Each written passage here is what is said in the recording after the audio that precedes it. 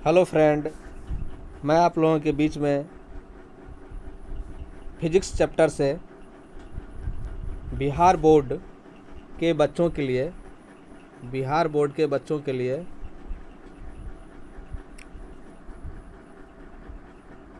2022 के लिए फिजिक्स,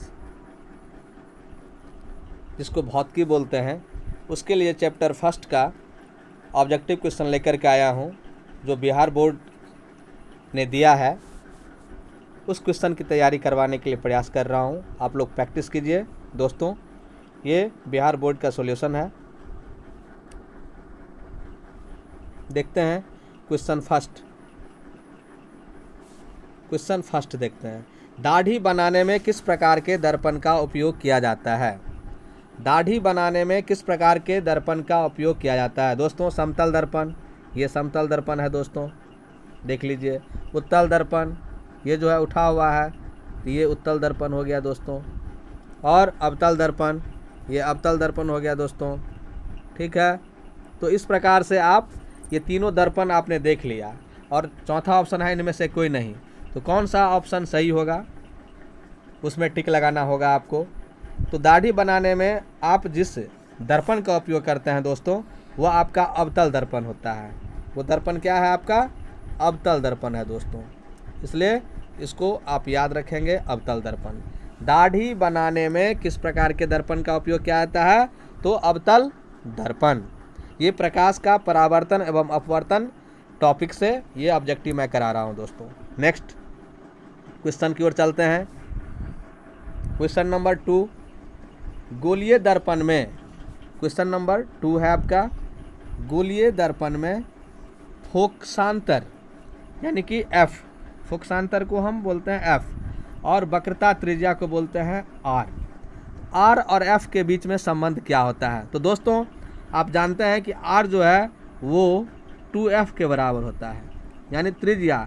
ये कोई दर्पण है, गोलीय दर्पण, और ये बीच में केंद्र होता है।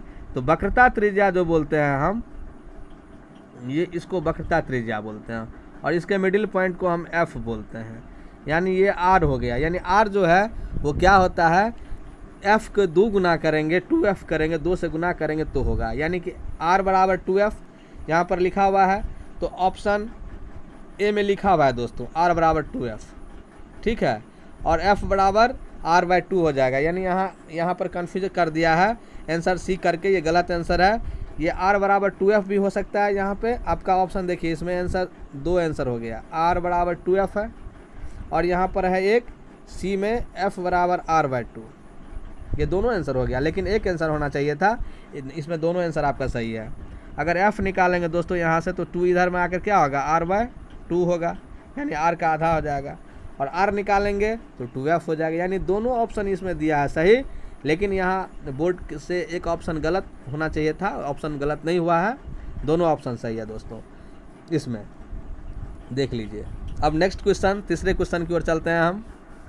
क्वेश्चन 3, यदि किसी अवतल दर्पण की फोकस दूरी f तथा वक्रता त्रिज्या r हो, ये भी था गोलीय दर्पण का फोकसांतर और वक्रता त्रिज्या में f बराबर r/2, वही चीज़ है यहाँ भी। देखिए दोस्तों, यदि किसी अवतल दर्पण की फोकस दूरी f तथा वक्रता त्रिज्या r हो, तो अभी मैंने बताया कि r बराबर 2f होता है दोस्तों। तो देखिए r बराबर 2f इसमें कहीं है? यहाँ तो नहीं है ऐसा, यहाँ भी नहीं है, यहाँ f बराबर 2 आ रहा है, तो ये भी गलत हो गया दोस्तों। तो f बराबर r/2, अब यहाँ से देखिए f को इधर रहने दीजिए, और 2 इधर आएगा तो r/2 हो जाएगा, यानी ये संबंध एक होता है, या r बराबर 2f संबंध होता है, दोनों। तो इसमें देखिए ए ऑप्शन आपका सही हो रहा है, तो ए आपका क्या हो जाएगा? सही हो जाएगा दोस्तों। ये क्लास 10th के लिए है, क्लास 6 के बच्चों को, 7 के बच्चों को, 8 के बच्चों को नहीं समझ में आएगा दोस्तों। चलिए अब आप नेक्स्ट क्वेश्चन की ओर चलिए। क्वेश्चन नंबर 4, अवतल दर्पण से परावर्तन के बाद किरण किस बिंदु से होकर गुजरती है? दोस्तों इसके लिए पहले आप अवतल दर्पण एक ड्रॉ कर लीजिए। अवतल दर्पण जिसका परावर्तक सतह धंसा हुआ होगा, ये अवतल दर्पण है, देखिए। और अवतल दर्पण से परावर्तन के बाद किरण, यानी कि ये एक स्ट्रेट लाइन प्रधान अक्ष खींच लीजिए और यहाँ पर एक किरण जो है आ रही है, किरण समानांतर आती है और ये ऐसे गुजरती है। तो कहाँ से होकर गुजरती है? तो जिस बिंदु से होकर गुजरती है उस बिंदु को हम फोकस बिंदु बोलते हैं दोस्तों। देखिए, तो ये फोकस बिंदु से होकर गुजरती है, यानी कि आपका आंसर बी हो जाएगा। तो इस तरह से आप चित्र के माध्यम से समझेंगे फिजिक्स को तो आसान होगा। चित्र के बिना आप रटने का कोशिश करेंगे तो शायद नहीं याद हो पाएगा। एक रूल है, याद कर लीजिए कि जब किसी दर्पण से प्रधान अक्ष के समानांतर कोई प्रकाश की आती हुई किरण टकरा करके वापस आती है, अपवर्तन होता है या परावर्तन होता है, तो फोकस से होकर के गुजरती है या गुजरने का प्रयास करती है या प्रतीत होती है। तो फोकस बिंदु हो गया, यानी सी नहीं आंसर होगा, आपका फोकस आंसर हो जाएगा। ठीक है, चलिए नेक्स्ट क्वेश्चन की ओर चलते हैं दोस्तों। क्वेश्चन नंबर 5, किसी दर्पण से वस्तु को कहीं भी रखने से, किसी दर्पण से वस्तु को कहीं भी रखने से वस्तु के बराबर आकार का सीधा प्रतिबिंब बनता है, तो दर्पण होगा। दोस्तों दर्पण कैसा होगा? सिंपल सा बात है, करा किसी दर्पण से वस्तु को कहीं भी रख दीजिए, वस्तु को कहीं भी रख देने पर जब वस्तु का आकार सीधा प्रतिबिंब बनेगा तो वो दर्पण समतल दर्पण होगा। दोस्तों ये आप कंठस्थ कर लीजिए। मान लीजिए ये आपका दर्पण है, समतल दर्पण, जो एक तरफ रचित किया हुआ है, हाँ, और एक तरफ परावर्तक सतह आपका है। तो ये कोई मोमबत्ती है, मान लीजिए मोमबत्ती जल रहा है, ठीक है। तो इस मोमबत्ती का जिस पर प्रतिबिंब बनेगा दोस्तों उतना ही दूरी पर और सीधा प्रतिबिंब बनेगा। तो ये एक समतल दर्पण में ही होगा। लेकिन उत्तल या अवतल दर्पण की बात अगर लेते हैं आप, तो उत्तल दर्पण और अवतल दर्पण में वस्तु किसी खास जगह पर रखा जाएगा, कहीं भी रखने पर सीधा प्रतिबिंब बनना मुश्किल नहीं है। इसलिए उत्तल और अवतल आपका चला गया, कैंसिल हो गया ऑप्शन। अब समतल तथा उत्तल, तो ये भी कैंसिल हो जाएगा। समतल सिर्फ समतल दर्पण ही है जहाँ पे वस्तु को कहीं भी रखेंगे तो उसका प्रतिबिंब सीधा बनेगा, वस्तु के आकार का बनेगा दोस्तों, वस्तु के बराबर आकार का बनेगा प्रतिबिंब। चलिए नेक्स्ट क्वेश्चन, प्रकाश के अपवर्तन के कितने नियम हैं? 6। तो ये तो बहुत आसान है, प्रकाश के अपवर्तन के 2 नियम होते हैं दोस्तों। क्वेश्चन नंबर 6 है आपका, प्रकाश के अपवर्तन के कितने नियम हैं? तो 1 नहीं है, 3 नहीं है, 4 नहीं है, आपके 2 नियम हैं। आंसर हो जाएगा बी आपका करेक्ट आंसर। चलिए अब चलते हैं, प्रकाश का वर्ण विक्षेपण किस उपकरण से संभव है? देखिए वर्ण विक्षेपण यानी कि स्पेक्ट्रम हो गया, तो ये तो आपका प्रिज्म से ही होता है। जब किसी, जानते हैं हम लोग फिजिक्स में, जब किसी प्रिज्म से हम श्वेत प्रकाश को गुजारते हैं तो वो दोस्तों अपवर्तन के बाद 7 रंगों में विभक्त हो जाता है। ठीक है, हम 7 रंग यहाँ दिखाएंगे बना करके, तो समझ में ज़्यादा आएगा आपको। चलिए हम दिखा देते हैं कैसे होता है।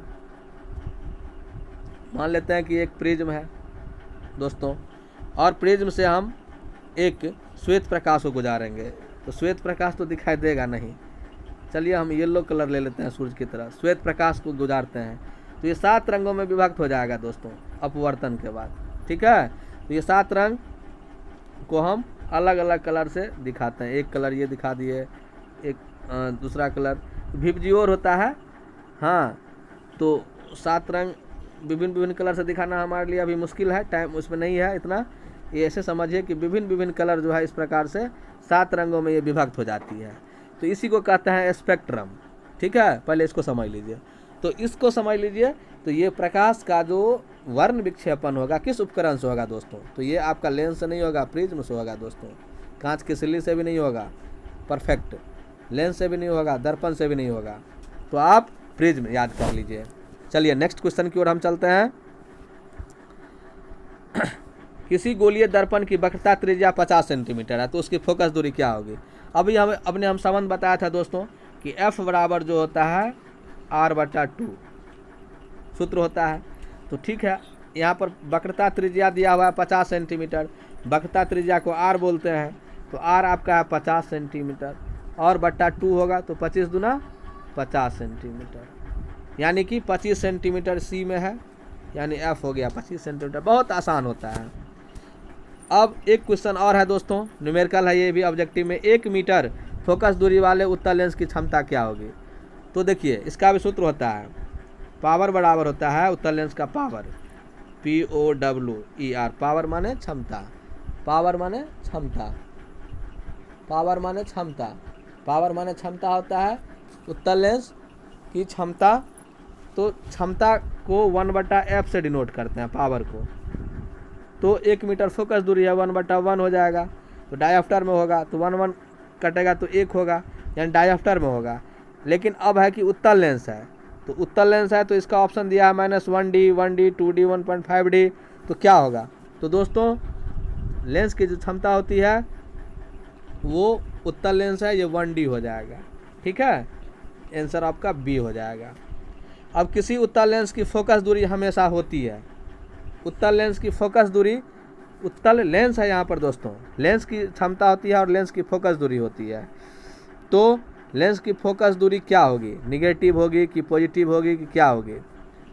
किसी उत्तल लेंस की फोकस दूरी, ये लेंस है दोस्तों उत्तल लेंस, यहाँ पर कहीं भी ये नहीं करना है। तो उत्तल लेंस की, अब देखिए यहाँ पर ये प्रधान अक्ष है, प्रिंसिपल एक्सिस है, यहाँ से कोई किरण आती है, हाँ ऐसे रिटर्न होके जाती है तो यहाँ फोकस होगा। ठीक, इधर में रिटर्न होगी, सॉरी इधर परावर्तन होगा, अपवर्तन होगा, सॉरी अपवर्तन होगा। तो किसी उत्तल लेंस की फोकस दूरी हमेशा यहाँ पर है, तो राइट साइड में जो भी होगा ये पॉजिटिव होगा दोस्तों। तो फोकस दूरी हमेशा क्या होगी? पॉजिटिव होगी, यानी ए होगा आंसर। अब चलते हैं, प्रकाश का वेग न्यूनतम होता है। न्यूनतम वेग की सबसे ज़्यादा वेग तो प्रकाश में होता है दोस्तों, 3 × 10⁸ सॉरी दोस्तों। तो इस प्रकार से अब हम नेक्स्ट चलते हैं, प्रकाश का वेग न्यूनतम होता है, महत्तम होता है, ऐसा क्वेश्चन रह सकता है। तो प्रकाश का वेग न्यूनतम होगा क्या चीज़ में? सबसे पहले तो समझ लीजिए प्रकाश में जब सबसे ज़्यादा होता है, निर्वात में ज़्यादा होता है, जल में कम होगा, वायु में कम होगा, कांच में सबसे कम होगा। तो सबसे कम क्या चीज़ में होगा? सबसे कम प्रकाश की चाल जो है, प्रकाश का वेग जो है दोस्तों वो कांच में होगा, ऑप्शन डी आंसर। और सबसे ज़्यादा निर्वात में होगा, ये याद रखना है, सबसे ज़्यादा निर्वात में और सबसे कम कांच में। निम्न में से कौन सा पदार्थ लेंस बनाने के लिए प्रयुक्त नहीं किया जाता है? देखिए जल से तो लेंस बनता नहीं है दोस्तों, जल से लेंस, आप तो जानते हैं कि जल से लेंस नहीं तैयार किया जाता है, जल नहीं होगा। कांच से भी तैयार नहीं किया जाता, प्लास्टिक से भी क्या है? निम्न में से कौन सा पदार्थ लेंस बनाने के लिए प्रयुक्त नहीं किया जा सकता है? ओहो सॉरी, तब तो यहाँ पर एक बड़ा अच्छा क्वेश्चन है दोस्तों। इस क्वेश्चन को बिना पूरा पढ़े हुए गलत कर सकते थे हम लोग, लेकिन ऑप्शन भी ऐसा है कि गलत नहीं होगा। निम्न में से कौन सा पदार्थ लेंस बनाने के लिए प्रयुक्त नहीं किया जा सकता है? देखिए दोस्तों, जल, वर्षा जब होती है बारिश में, बारिश के मौसम में, तो वर्षा की बूंद से प्रकाश की किरण जा करके और स्पेक्ट्रम जैसा रूप बनाती है, जिसको हम इंद्रधनुष बोलते हैं। यानी पानी का बूंद भी लेंस के लिए प्रयुक्त किया सकता है, कांच भी लेंस के लिए प्रयुक्त किया जाता है, क्योंकि प्रिज्म बनता है मान लीजिए एक तरह से, तो कांच ही रहता है वो, इससे भी प्रकाश लेंस का काम कर जाता है ये भी। ठीक है, प्लास्टिक से भी आपका लेंस का काम कर जाएगा, क्योंकि प्लास्टिक का लेंस तैयार होता है, जिसको हम चश्मा में यूज करते हैं, उसमें पावर डाल दिया जाता है। यानी कि एक मिट्टी ही है जिससे हम लेंस बनाने के लिए प्रयुक्त नहीं कर सकते हैं दोस्तों। तो ऑप्शन आपका डी आंसर हो जाएगा। चलिए, काल्पनिक प्रतिबिंब होता है, काल्पनिक प्रतिबिंब जो होगा दोस्तों, इसमें 4 ऑप्शन होना चाहिए, है 4 ऑप्शन। काल्पनिक प्रतिबिंब जिसको हम वर्चुअल इमेज बोलते हैं, 2 प्रकार का इमेज होता है, अंग्रेजी में लिखते हैं रियल इमेज, जिसको बोलते हैं वास्तविक प्रतिबिंब, जो हमेशा, वास्तविक प्रतिबिंब क्या होता है, वो हमेशा उल्टा बनेगा।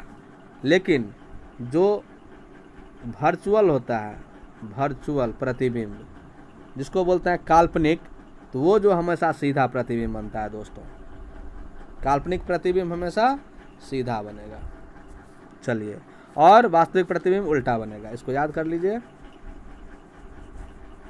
काल्पनिक प्रतिबिंब सीधा और वास्तविक प्रतिबिंब उल्टा बनता है, इसको याद कर लेंगे। चलिए नेक्स्ट क्वेश्चन की ओर चलते हैं। किस दर्पण से हमेशा वस्तु से छोटा प्रतिबिंब प्राप्त होता है? किस दर्पण से हमेशा वस्तु से छोटा प्रतिबिंब प्राप्त होता है? तो छोटा प्रतिबिंब जो है एक उत्तल लेंस ही, सॉरी उत्तल दर्पण ही है जिसमें छोटा प्रतिबिंब दोस्तों प्राप्त होता है। उत्तल दर्पण की बात हो रही है। बढ़िया से उत्तल दर्पण नहीं बनेगा, लेकिन उत्तल दर्पण ये है, इस तरह से प्रिंसिपल एक्सिस होता है। अगर मान लीजिए इधर से प्रकाश की किरण आ रही है तो रिफ्लेक्शन के बाद ऐसे जाएगी वो, और डॉट डॉट करके ऐसे ऐसे मिलाएंगे, ठीक है। और कोई इमेज अगर रखा हुआ होगा तो इमेज, मान लीजिए इमेज रखा हुआ है यहाँ, तो इससे भी प्रकाश की किरण जा करके, और वस्तु बहुत छोटे छोटे जगह पर छोटी होगा वस्तु। तो वस्तु जो है उत्तल किस दर्पण में हमेशा वस्तु से छोटा प्रतिबिंब बनेगा, तो उत्तल दर्पण में, याद रखना है। अवतल दर्पण में बड़ा बनेगा, समतल में बराबर बनेगा दोस्तों। चलिए नेक्स्ट क्वेश्चन की ओर चलते हैं। 4D क्षमता वाले अवतल लेंस की फोकस दूरी क्या होगी? 4D क्षमता वाले यानी कि पावर दे दिया है 4D, तो फोकस दूरी क्या होगी, यानी एफ क्या होगा? तो दोस्तों एफ बराबर व्हाट, तो आप जानते हैं कि पी बराबर 1/f होता है, तो एफ बराबर क्या होगा, 1/p हो जाएगा, उल्टा हो जाएगा रिवर्स, तो 1/4 होगा, यानी 0.25, यानी कि 25, यानी 0.25 मीटर होगा, यानी 25 सेंटीमीटर होगा मीटर में, तो 25 सेंटीमीटर हो गया। 0.25 कितना होगा दोस्तों, 25 सेंटीमीटर। तो ये 25 सेंटीमीटर आंसर यहाँ पर देख लीजिए, है ना। चलिए अब नेक्स्ट क्वेश्चन की ओर हम लोग चलते हैं। किसी उत्तल लेंस का फोकसांतर 50 सेंटीमीटर, उसकी क्षमता क्या होगी? न्यूमेरिकल है दोस्तों। किसी उत्तल लेंस की फोकसांतर यानी एफ, फोकसांतर का मतलब है 50 एफ सेंटीमीटर, तो उसकी क्षमता यानी पावर यानी 1/f होगा, यानी 1/f होगा, तो मीटर में बदलना है एफ को। 50 सेंटीमीटर मतलब 1/2 यानी 0.5 मीटर हुआ, 0.5 मीटर हुआ। इसको 0. मीटर में तो बदलने आता होगा, 10th में आप लोग हैं। 0.5 मीटर हो गया, हुआ ना। 50 सेंटीमीटर मतलब हाफ मीटर, तो हाफ में 0.5 मीटर, ठीक है। अब दशमलव को हटाएंगे तो ऊपर में 0 हो जाएगा, यानी 10/5, यानी 5 दूना 10, यानी 2D। अब 2D में जो है उत्तल लेंस में बन रहा है, तो उत्तल लेंस में D का वैल्यू जो है प्लस ही लिया जाएगा, तो ये 2D हो गया, प्लस 2D। अब नेक्स्ट क्वेश्चन की ओर चलते हैं। किसी दर्पण से वस्तु का बड़ा प्रतिबिंब बनता है। किस दर्पण से वस्तु का बड़ा प्रतिबिंब, तो अवतल दर्पण में बनेगा दोस्तों, अवतल दर्पण में, ठीक है। इसका ऑप्शन अभी बताए थे, छोटा प्रतिबिंब उत्तल दर्पण में, बड़ा प्रतिबिंब जो है, बड़ा प्रतिबिंब वस्तु से बड़ा प्रतिबिंब किस दर्पण में बनेगा, तो अवतल दर्पण में, अवतल दर्पण में। और छोटा प्रतिबिंब बताए थे, छोटा प्रतिबिंब उत्तल दर्पण में बनेगा दोस्तों, उत्तल दर्पण में बनेगा। क्लियर हो गया। चलिए नेक्स्ट चलते हैं। 2D क्षमता वाले लेंस का फोकसांतर क्या है? कोई बात नहीं है, 2D क्षमता यानी कि पावर दिया है यहाँ पर दोस्तों, P को पावर लिखते हैं, 2D क्षमता को पावर बोलते हैं अंग्रेजी में। और लेंस की फोकसांतर यानी F निकालना है, तो F माने 1/P हो जाएगा, यानी 1/2 हो जाएगा, यानी 0.5 मीटर हो जाएगा। और 0.5 मीटर का मतलब हो गया 100 से गुना करेंगे, यानी 50। 2D क्षमता वाले लेंस का फोकसांतर क्या है? कुछ गड़बड़ हो रहा है क्या? 2D 2 दिए, D है, ठीक है, 1/f हो जाएगा। लेंस का फोकसांतर निकालना है 1/p, 1/2 यानी कि 0.02 0.5 मीटर है, ठीक है। f में मीटर में हो जाएगा, 0.5 मीटर है, तो इसको मल्टीप्लाई करेंगे जैसे 100 से दोस्तों 0.5 को, तो क्या होगा, मीटर में बदल जाएगा, सॉरी सेंटीमीटर में बदल जाएगा। 100 से गुना करेंगे तो 5 के बाद 2 जीरो और डेसिमल 1 अंक के पहले है, तो इतना, तो ये 50 सेंटीमीटर होगा। तो 50 सेंटीमीटर D आंसर है दोस्तों, इसमें गलत लिखा हुआ है बी नहीं होगा, 50 सेंटीमीटर आएगा दोस्तों। अब चलिए, प्रकाश के परावर्तन के कितने नियम है? तो प्रकाश के परावर्तन के 2 नियम है। प्रकाश के परावर्तन के दोस्तों 2 नियम है, परावर्तन का नियम और अपवर्तन का नियम। इसको तो आराम से याद कर लेंगे, परावर्तन का नियम और अपवर्तन का नियम,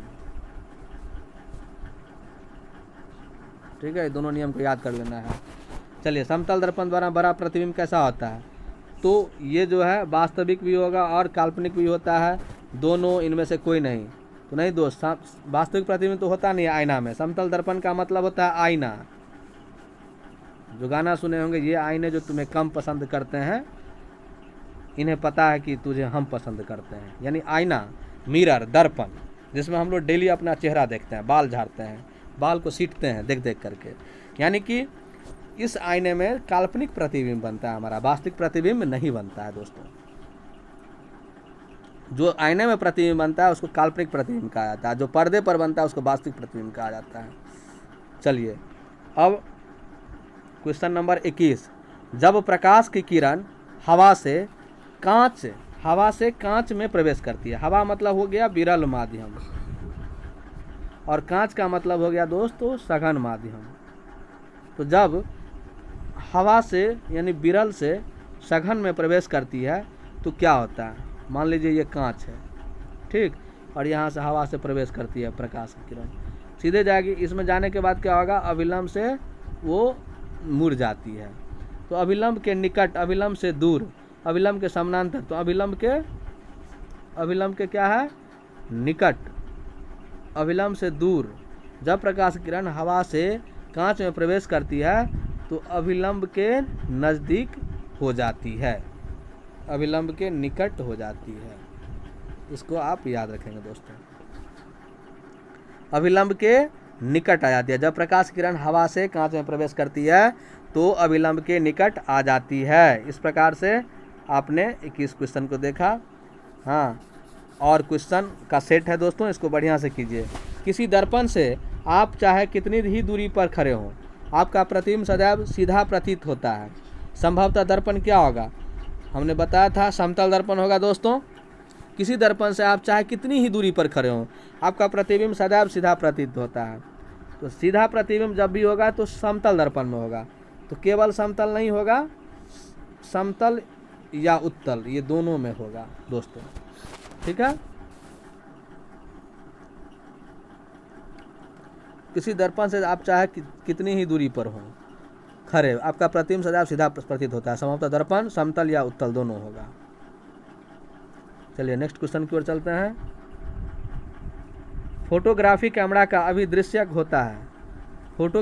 फोटोग्राफिक कैमरा, 23 नंबर क्वेश्चन है दोस्तों। फोटोग्राफिक कैमरा का अभिदृश्यक होता है, क्या चीज़ होता है उसमें? उत्तल लेंस होता है, अवतल लेंस होता है, उत्तल दर्पण होता है, अवतल दर्पण। तो दोस्तों कैमरा में दर्पण का प्रयोग नहीं किया जाता। पहले ये दोनों आंसर गलत हो गया। अब उत्तल लेंस अवतल लेंस में ही आपको कंफर्म करना है।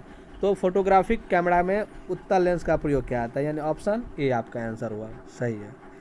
नेक्स्ट, साइड मिरर के रूप में। साइड मिरर, गाड़ी चलाते हैं आप लोग, बाइक, मोटरसाइकिल, बचपन में हम भी उतना नहीं समझते थे, लेकिन अभी समझ में आ रहा है। साइड मिरर जो ही मोटरसाइकिल में देखते हैं, ऐना लगा रहता है ऐसे, 2 ठो ऐना हैंडल के बगल में दोनों। हाँ, यहाँ हैंडल है पकड़ने वाला गाड़ी का दोस्तों। तो ये साइड मिरर है। ये क्या है? Side mirror. साइड मिरर मतलब पीछे के आने वाली गाड़ी की तस्वीर आपको इस पर बनती है। तो ये जो होता है साइड मिरर दोस्तों, तो साइड मिरर जो होता है ये वाला, तो साइड मिरर हमेशा उत्तल दर्पण का बना होता है। देखिएगा थोड़ा सा वो दर्पण उठा हुआ रहेगा, शीशा उठा हुआ रहता है। इससे क्या होता है कि दूर के चित्र, दूर से आती हुई गाड़ी का चित्र उस पर आ जाता है। फिर से फिगर देखिए दोस्तों, बड़ा सुंदर चीज़ है उत्तल दर्पण। मान लीजिए मोटरसाइकिल इधर की ओर जा रही है, ओह सॉरी, मोटरसाइकिल इधर की ओर जा रही है और यहाँ पर शीशा है और यहाँ भी शीशा है, दर्पण। पीछे से गाड़ी आ रही है, इधर से आ रही है, इधर से आ रही है, मान लीजिए इधर से आ रही है, यहाँ से आ रही है, यहाँ से आ रही है, यानी इतने दूर का क्षेत्र को ये दर्पण में पिक्चर बन जाएगा। तो ये दर्पण उत्तल दर्पण लिया जाता है, तभी बनता है। अगर अवतल दर्पण लेंगे तो इतना विस्तृत क्षेत्र का, दूरी का ये तस्वीर इस पर नहीं बनाएगा कि कहाँ से गाड़ी कहीं कितना दूर से आ रही है, क्या आ रही है, कितनी गाड़ी आ रही है। इसलिए खतरनाक नहीं हो, एक्सीडेंट नहीं हो, इसलिए साइड मिरर का प्रयोग करते हैं। हमेशा ड्राइविंग करते वक्त साइड मिरर में देखा जाता है पीछे वाले आने वाली गाड़ी का कंडीशन, किस तरह से आ रहा है, कैसी स्पीड में आ रहा है, उसके अनुसार से गाड़ी को ड्राइव करते हैं। तो ये उत्तल दर्पण होता है दोस्तों। साइड मिरर के रूप में प्रयुक्त होने वाला जो दर्पण है वो उत्तल दर्पण है।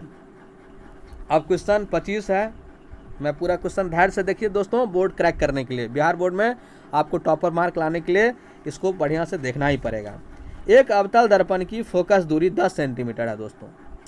एक अवतल दर्पण की फोकस दूरी 10 सेंटीमीटर है, ठीक है।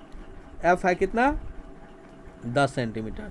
तो वक्रता त्रिज्या को आर बोलते हैं और आर बराबर क्या होता है, 2f। तो 10 दूना दुगुना है, तो 10 दूना 20 सेंटीमीटर। तो ये बी आंसर होगा। इसमें सी लिखा है क्या है, एक अवतल दर्पण की फोकस दूरी 10 सेंटीमीटर है, तो उसकी वक्रता त्रिज्या क्या होगी,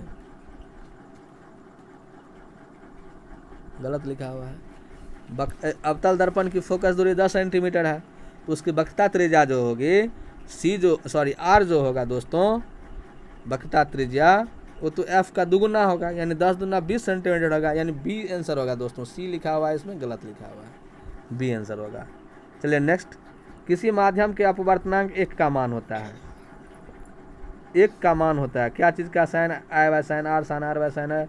तो इसमें जो आंसर होगा दोस्तों, साइन अपवर्तनांक जो होता है, इंडेक्स बोलते हैं, अपवर्तनांक। ये क्लास 8 के भी बच्चों में है। अपवर्तनांक जो होता है दोस्तों, साइन आई बटा साइन आर को कहा जाता है, याद रखिएगा। आई मतलब इंसिडेंट एंगल, आर मतलब रिफ्लेक्टिव एंगल, ठीक है दोस्तों। ये एंगल है बीच में, आई जो है ये एंगल है, आर जो है एंगल है, कोण है। तो ये साइन आई बटा साइन आर, ये होगा बी आंसर होगा आपका। ये सब आपका सब गलत है। यहाँ पर साइन आर बट्टा है, उल्टा हो गया है, यहाँ मल्टीप्लाई है, यहाँ प्लस है, तो ये सब नहीं होगा, ठीक है। चलिए नेक्स्ट, और उसका मान 1 होता है। निर्गत किरण एवं अभिलंब के बीच के कोण को क्या कहते हैं, निर्गत किरण और अभिलंब के बीच के कोण को क्या कहेंगे दोस्तों, तो परावर्तन का कोण कहते हैं। देखिए सपोज कीजिए समतल दर्पण है, समझना है कैसे। ये प्रकाश की किरण आ रही है, ठीक है, और ये प्रकाश की किरण वापस हो रही है, परावर्तन हो रही है, और ये आपका अभिलंब हो गया। तो निर्गत किरण, जो किरण निकल रही है, ये किरण निर्गत किरण, ये निर्गत किरण होगी दोस्तों। यहाँ पर लिखना संभव है नहीं, निर्गत किरण। और ये तो अभिलंब है, 10th क्लास के बच्चा जान ही रहे हैं, ये अभिलंब है। और ये दोनों के बीच का जो कोण बनेगा, इसी कोण को परावर्तन कोण बोलेंगे दोस्तों, बी, ठीक है। चलिए नेक्स्ट क्वेश्चन 28 नंबर। अवतल लेंस का आवर्धन बराबर होता है दोस्तों। आवर्धन को हम इंग्लिश में एम से लिखते हैं, ठीक है, और एम बराबर होता है भी बटा यू, यानी भी हुआ प्रतिबिंब का ऊंचाई और यू हुआ वस्तु की ऊंचाई। तो भी बटा यू डी में है दोस्तों, देखिए याद रखिएगा। ये एम बराबर भी बटा यू है, देखिए ये इसमें मैच कर रहा है, ये आंसर आपका डी आंसर होगा। चलिए इधर उधर में मत ध्यान लगा लीजिएगा। नेक्स्ट क्वेश्चन 29 प्रश्न है, ऑब्जेक्टिव क्वेश्चन, बड़ा अच्छा है। सरल सूक्ष्मदर्शी में किसका उपयोग करते हैं, सरल सूक्ष्मदर्शी में। तो सूक्ष्मदर्शी अंश में दोस्त उत्तल लेंस का प्रयोग किया जाता है, इसको याद रखेंगे। सरल सूक्ष्मदर्शी में उत्तल लेंस का प्रयोग किया जाता है। ये फिजिक्स के क्वेश्चन है दोस्तों, और चैप्टर 1 पहला का चैप्टर का क्वेश्चन है, 10th क्लास के बुक है। पहले 9, 10 एक में पूछा जाता था, अभी 10th क्लास का बुक से ही सिर्फ पूछा जा रहा है। इसलिए बढ़िया से ऑब्जेक्टिव क्वेश्चन को आप याद कीजिए। ये बिहार बोर्ड के द्वारा दिया गया क्वेश्चन है, जो मुझे संजोग से मिल गया है। आप बच्चों के लिए 2022 के बच्चों के लिए खुशखबरी है, इसको जरूर आप अध्ययन कीजिए। किस लेंस के द्वारा सिर्फ काल्पनिक प्रतिबिंब बनता है, बड़ा अच्छा क्वेश्चन है दोस्तों, कंफ्यूजिंग करने वाला ये सब क्वेश्चन होता है। किस लेंस के द्वारा, जिसमें उत्तल लेंस है, ऑप्शन में अवतल लेंस है, बाइफोकल लेंस है, इनमें से कोई नहीं है। तो बोल रहा है कि किस लेंस के द्वारा सिर्फ काल्पनिक प्रतिबिंब बनता है, काल्पनिक प्रतिबिंब बनता है दोस्तों। तो जब काल्पनिक प्रतिबिंब की बात आए तो उत्तल लेंस की ही याद रखेंगे दोस्त। काल्पनिक प्रतिबिंब मतलब उत्तल लेंस। तो ये ऑप्शन ए, और एक उत्तल लेंस होता है। सॉरी दोस्तों, देखिए उत्तल लेंस की बात हो रही है, तो ये उत्तल लेंस है दोस्तों, पहले देख लीजिए और समझिए। उत्तल लेंस और ये अवतल लेंस। उत्तल लेंस का दोनों परावर्तक सतह जो है उठा हुआ है, ये उठा हुआ भाग है देखिए, और ये अवतल लेंस में धंसा हुआ है, ये उत्तल लेंस है, ऊ से उठा हुआ, मैं जो याद किया था 10वां में अपने क्लास में, अब माने धंसा हुआ, तो अब तल, जिसका तल धंसा हुआ हो, तो धंसा हुआ है तो परावर्तक सतह, और यहाँ में उठा हुआ है। तो अब देखिए उत्तल लेंस होता है, क्या होता है, सभी जगह समान मोटाई का, गलत, बीच की अपेक्षा किनारों पर मोटा, किनारों पर कहाँ मोटा है, किनारों पर तो अवतल लेंस मोटा है, यानी ये भी गलत हो गया ऑप्शन। समझ में आ रहा है ना, किनारों की अपेक्षा बीच में मोटा, किनारों की अपेक्षा बीच में मोटा, देखो किनारा किनारा है, बीच में मोटा है, ज़्यादा मोटाई है, यहाँ कम मोटाई है, तो ये सही है, यानी सी आपका इनमें से कोई नहीं होगा, सी ऑप्शन सही है, किनारों की अपेक्षा बीच में मोटा होता है लेंस। चलिए नेक्स्ट क्वेश्चन की ओर चलते हैं दोस्तों। बड़ा खुशी हो रही है मुझे को इस वीडियो बनाने के लिए, मैं सोच रहा था किस तरह का वीडियो क्लास 9-10 के बच्चों के लिए बनाऊं, लेकिन आज संयोग से मुझे इस तरह का मौका भी मिल रहा है। किसी बिंब का मतलब होता है वस्तु, बिंब का मतलब होता है वस्तु और प्रतिबिंब का मतलब होता है इमेज दोस्तों। तो किसी बिंब का वास्तविक तथा समान आकार का प्रतिबिंब प्राप्त करने के लिए बिंब को उत्तल लेंस के सामने कहाँ रखना पड़ेगा। ये क्वेश्चन बहुत इंपॉर्टेंट है दोस्तों, और ये क्वेश्चन जब तक आप ये नहीं कर पाएंगे, चित्र किरण आरेख नहीं बना पाएंगे, तब तक आपको समझना में मुश्किल होता है, रटने से ये सब आता नहीं है। साइंस ऐसा सब्जेक्ट है जिसको रटने से नहीं आता है दोस्तों, समझने से आएगा आपको। तो किसी बिंब का वास्तविक तथा समान आकार का प्रतिबिंब, किसी बिंब का वास्तविक तथा समान आकार का प्रतिबिंब प्राप्त करने के लिए बिंब को उत्तल लेंस के सामने कहाँ रखें।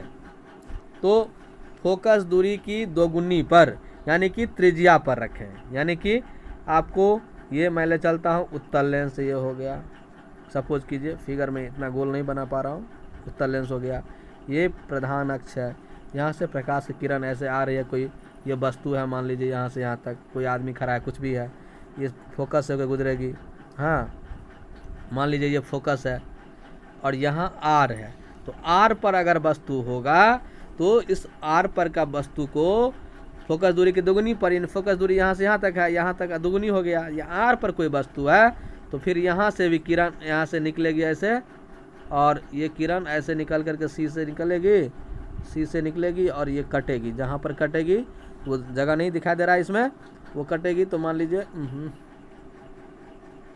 सेट क्या आ गया,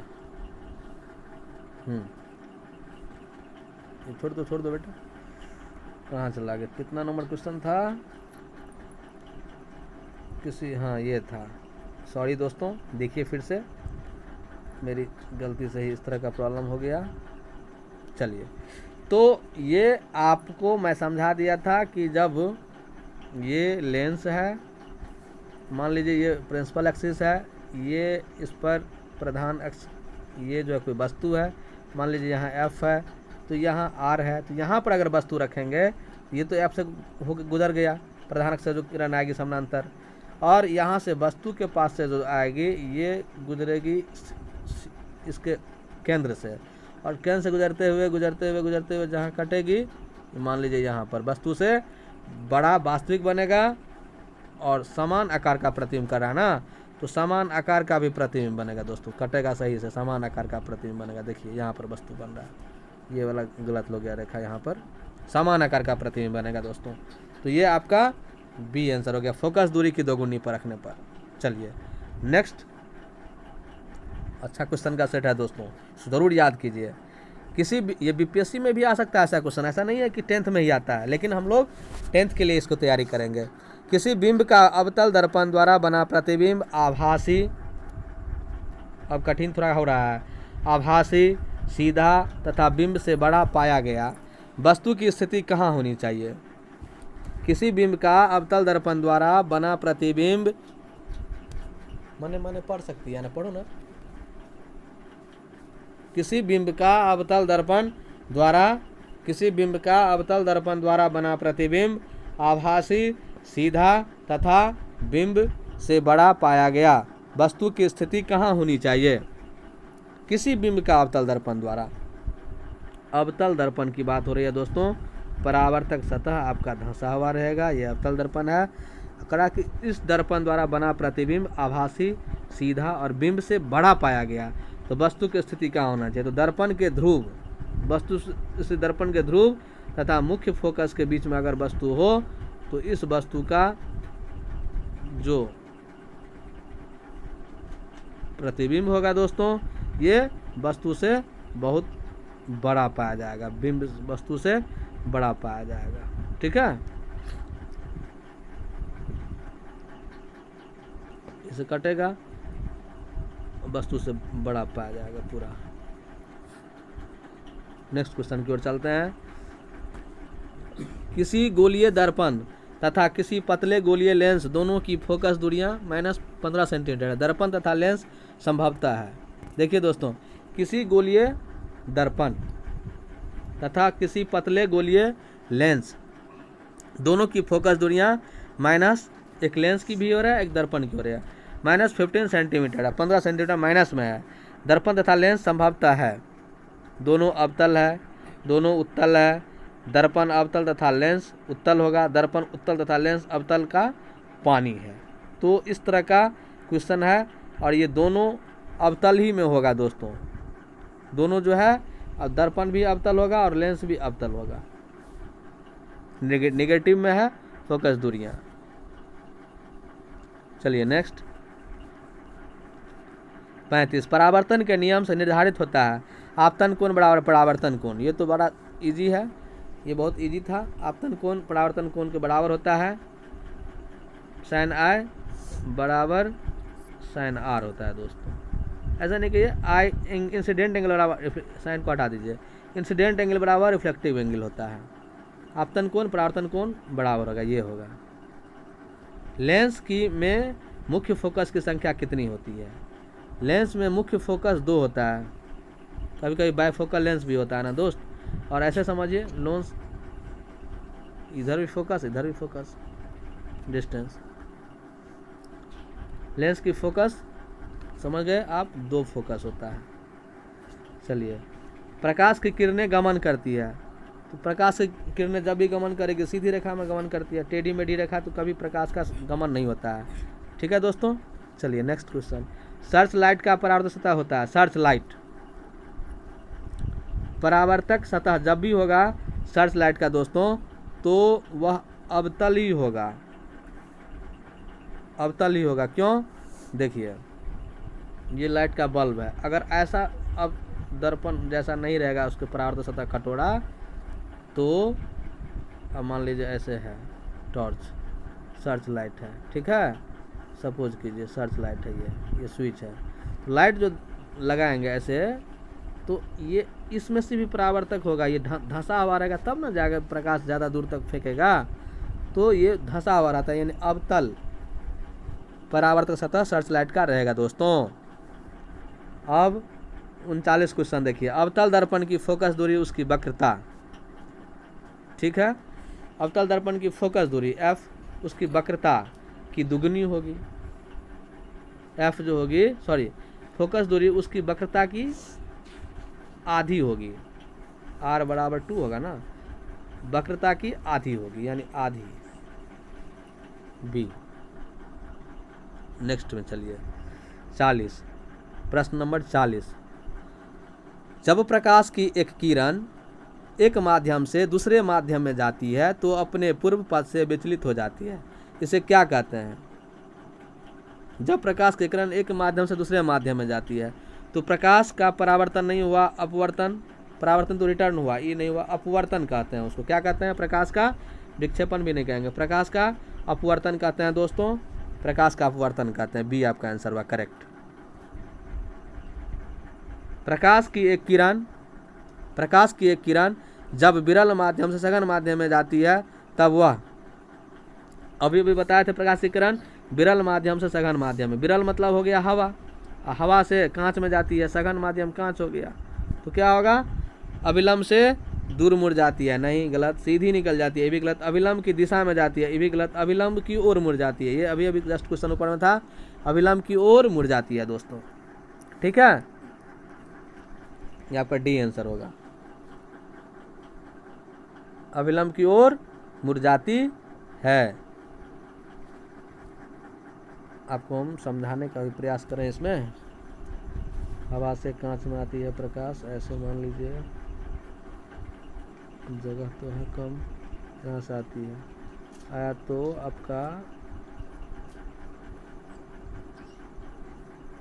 इधर से लाएंगे अगर ऐसे, मान लीजिए यहाँ से आया प्रकाश कांच में, ठीक, इधर से ये अभिलंब हुआ, तो ये रिटर्न, तो इधर पर रिटर्न होगा ना, इधर तो अंदर जाएगा, अभिलंब हो गया ये, तो ये ऐसे इसको जाना चाहिए था दोस्तों, हाँ समझिए, ऐसे जाना चाहिए था, ये ऐसे नहीं जा करके इधर हो जाएगा, यानी अभिलंब की ओर मुड़ जाती है। फ्रेश में देखिए दोस्तों, इस क्वेश्चन को मैं समझा नहीं पाया था उस समय में। देखिए, मान लीजिए कि ये आपका कोई कांच का सिल्ली है, ठीक है, और ये प्रकाश की किरण आ रही है, ठीक है, हवा से, तो हवा हो गया विरल माध्यम, कांच हो गया सघन माध्यम।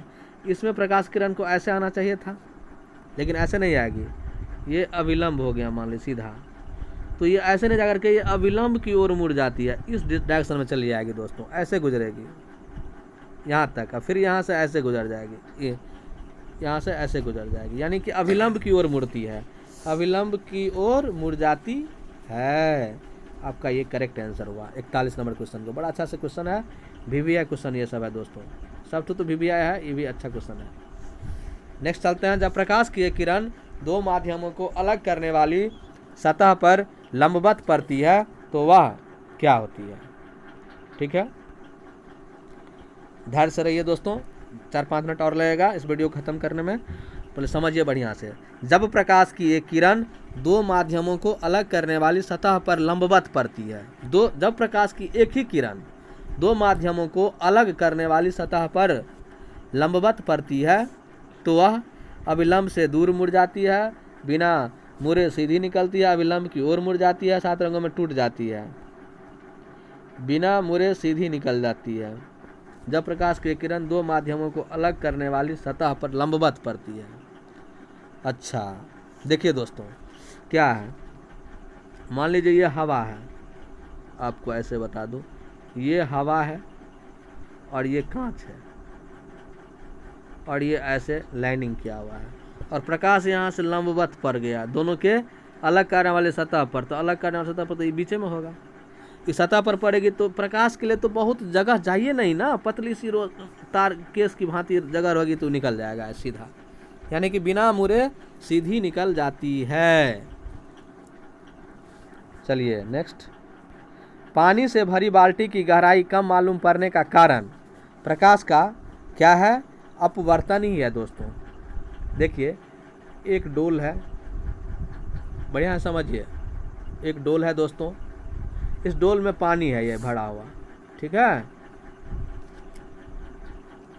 पानी से भरी बाल्टी की गहराई कम मालूम पड़ने का कारण है, जब ऊपर से आप देखेंगे तो प्रकाश की किरण नीचे जा रही है, ठीक है, और ये नीचे जाने के कारण क्या है कि ये अविलंब से दूर जो है ऐसे सघन माध्यम में जैसे ही जाएगी तो अविलंब की ओर मुड़ जाती है, तो इससे इसका डिस्टेंस क्या हो जाता है, कम लगता है देखने में, ये तिरछा जाती नहीं है, इस तरह से डिस्टेंस कम लगता है, यानी प्रकाश के अपवर्तन के कारण से ही ऐसा होता है। जब भी प्रकाश विरल से सघन में जाएगा तो अपवर्तन होगा, तो वर्ण विक्षेपण होगा नहीं, परावर्तन होगा नहीं दोस्तों, तो प्रकाश के अपवर्तन से ही ऐसा मालूम होता है। अब क्वेश्चन नंबर 44 है कि जब प्रकाश एक माध्यम से दूसरे माध्यम में जाता है तब अपवर्तन होता है। जब प्रकाश एक माध्यम से दूसरे माध्यम तब अपवर्तन होता है, ये बहुत अच्छी बात है, सही बात लिखा हुआ है। प्रकाश की चाल में परिवर्तन होने के कारण से, प्रकाश की चाल में परिवर्तन होने के कारण से, चाल में परिवर्तन होगा ही नहीं होने के कारण लिखा है, गलत बात लिखा है। क्यों? क्योंकि जब विरल माध्यम में 3 लाख किलोमीटर प्रति सेकंड से रफ्तार से चलती है प्रकाश, दोस्तों विरल माध्यम में 3 लाख किलोमीटर प्रति घंटा की रफ्तार से, प्रति सेकंड की रफ्तार से प्रकाश जब चलती है, और जब सघन माध्यम में जाएगी तो उसका वेग कम हो जाता है, तो चाल में परिवर्तन हो गया ना, तो चाल में परिवर्तन के कारण से ही अपवर्तन होता है दोस्तों। ये तीनों चौड़ा ऑप्शन नहीं होगा आपका, तीनों ऑप्शन। चलिए नेक्स्ट क्वेश्चन की ओर चलते हैं। सघन माध्यम से विरल माध्यम में, सघन माध्यम से विरल माध्यम में प्रवेश करने पर आपतन कोण तथा अपवर्तन कोण में क्या संबंध रहता है? सघन माध्यम से विरल माध्यम में प्रवेश करने पर आपतन कोण तथा अपवर्तन कोण में क्या संबंध होता है? तो दोस्तों यह जस्ट रिवर्स हो गया जो पहले वाला था, ऐसा देखिए इसको डायग्राम के माध्यम से, मान लीजिए ये आपका कांच है, ठीक है, सघन माध्यम है, तो क्या सघन माध्यम से यहाँ से प्रकाश की किरण निकल रही है, मान लीजिए ऐसे, ठीक है, और विरल में जा रही है। तो पहले तो तिरछा कर लीजिए आप प्रकाश को, ऐसे मान लीजिए जा रही है, ठीक, और मान लीजिए ये अभिलंब हुआ, तो ऐसे जाना चाहिए, इसको जाना चाहिए, लेकिन जैसे ही विरल माध्यम में प्रवेश करती है तो अभिलंब से दूर भाग जाती है वो, ठीक है। तो अब देखिए आपतन कोण और अपवर्तन कोण, ये यहाँ पर आपतन कोण हुआ ये, और यहाँ पर अपवर्तन कोण हो रहा है, तो आपतन कोण से बढ़ गया ना अपवर्तन कोण, तो अपवर्तन कोण का वैल्यू क्या हो गया दोस्तों, बड़ा हो गया। अगर समझ में नहीं आया वीडियो तो फिर हमें लाइक कमेंट कीजिए दोस्तों कि ये समझ में नहीं आ रहा है। ये जो पूरा कोण हुआ इतना, इस एरो को आप इसको नहीं देखिए, ये जो है इसको अभी मत देखिए, देखिए ये कोण हो गया आपतन कोण, क्योंकि प्रकाश ऐसे जा रही थी कांच से, ये कांच है सिल्ली, और जैसे ही हवा में प्रवेश की तो ये अभिलंब, ये है, ये अभिलंब है, अभिलंब से क्या हुई, ये प्रकाश का मैं एरो देके दिखा दे रहा हूँ, ये ऐसे मुड़ गई दोस्तों, ठीक है, और ये ग्रीन वाला अभिलंब हो गया, ठीक है। तो देखिए ये दोनों के बीच में जो कोण बन रहा है सो, और ये कोण, तो ये आपतन कोण और ये अपवर्तन कोण है, तो अपवर्तन कोण बड़ा हो गया ना। चलिए आंसर ऑप्शन आपका सी हो गया। नेक्स्ट चलिए 46 क्वेश्चन देखिए, जब प्रकाश की किरण हवा से कांच के प्रिज्म की अपवर्तन सतह से होकर प्रवेश करती है, समझिएगा साइंस है दोस्तों, रटने वाली कोई बात नहीं है, रटने से कुछ याद नहीं होने वाला है ना, मैं समझा पाऊंगा आपको रट करके, मैं समझाने का प्रयास करूंगा, समझिए। जब प्रकाश की किरण हवा से कांच के प्रिज्म की अपवर्तन सतह से होकर प्रवेश करती हुई दूसरे अपवर्तन सतह से होकर बाहर निकलती है, तब वह मुड़ जाती है, प्रिज्म के शीर्ष की ओर, प्रिज्म के आधार की ओर, किरण के नहीं प्रिज्म के आधार की ओर मुड़ती है दोस्तों। ये आप बी आंसर है। देखिए क्या कह रहा है क्वेश्चन, अब देखिए आपका ये दोस्तों प्रिज्म है, ठीक है, और ये प्रकाश है, ये प्रकाश की किरण है, जा रही है ऐसे, मान लीजिए यहाँ तक गई, ऐसे हो जाती है। अब यहाँ से ये जो ऐसे होकर नहीं जाएगी दोस्तों, ये डिस्पर्सन हो जाता है, थोड़ा ऐसे झुक जाती है, और ये आधार हुआ आपका, तो आधार की ओर झुक गई ना, ये यही चीज़ पूछ रहा है, तो प्रिज्म के आधार की ओर ये झुक जाती है, आपका ये आंसर हुआ। इस प्रकार से आप बिहार बोर्ड के द्वारा गेस किए गए क्वेश्चन को आपने दोस्तों देखा, बड़े ही बेहतरीन तरीके से आपने देखा, और मेरी गुजारिश होगी दोस्तों, यदि वीडियो आपको पसंद आया, ये वीडियो अगर आपको पसंद आया दोस्तों तो ज़रूर लाइक कमेंट करें। मैं परमानंद जी आप लोगों का बेस्ट ऑफ लक विश करता हूं, और मेरे इस चैनल को सब्सक्राइब भी कीजिए, अपने दोस्तों को शेयर कीजिए। इस प्रकार से मैं आपके लिए और अच्छे अच्छे वीडियो तैयार करूंगा। जय हिंद, जय भारत, वंदे मातरम। थैंक यू दोस्तों।